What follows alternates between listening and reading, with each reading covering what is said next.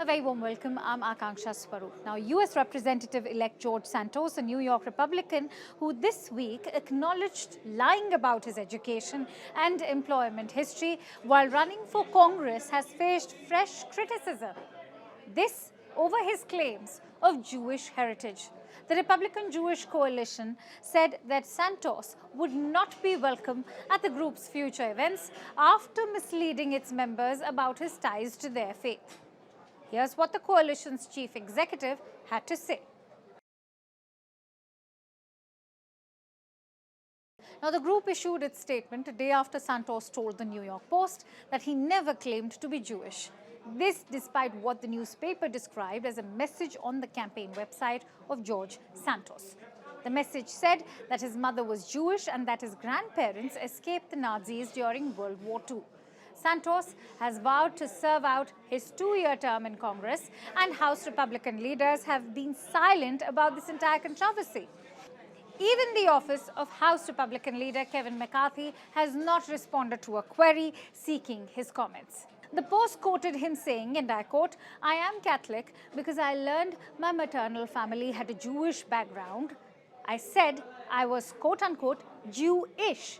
He also told the Post, and I quote again, "My sins here are embellishing my resume. I'm sorry.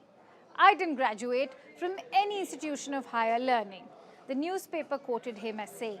He also told the Post that he had never worked directly for Goldman and Citigroup, calling those assertions a quote-unquote poor choice of words. Santos denied New York Times reporting that he had been charged with fraud in Brazil after being caught writing checks with a stolen checkbook. Now, in November, Santos defeated Democrat Robert Zimmerman to win election to Congress from a New York district. On Tuesday, Zimmerman called on Santos to resign and face him in a special election. It should be noted that the Long Island representative-elect George Santos came clean to the Post on Monday. He admitted that he lied on the campaign trail about his education and work experience, but he also insisted that the controversy won't deter him from serving out his two-year term in Congress.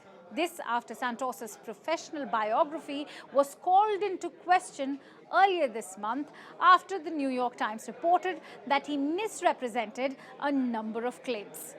Those claims included where he attended college and his alleged employment history with the high-profile Wall Street firms.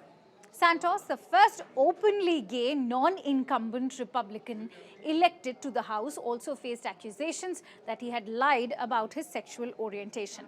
The Daily Beast had reported last week that he was previously married to a woman until shortly before he launched his unsuccessful 2020 campaign. The soon-to-be lawmaker confirmed to the Post on Monday that he was indeed married to a woman for about 5 years, from 2012 until his divorce happened in 2017. But Santos insisted that he is now a happily married gay man.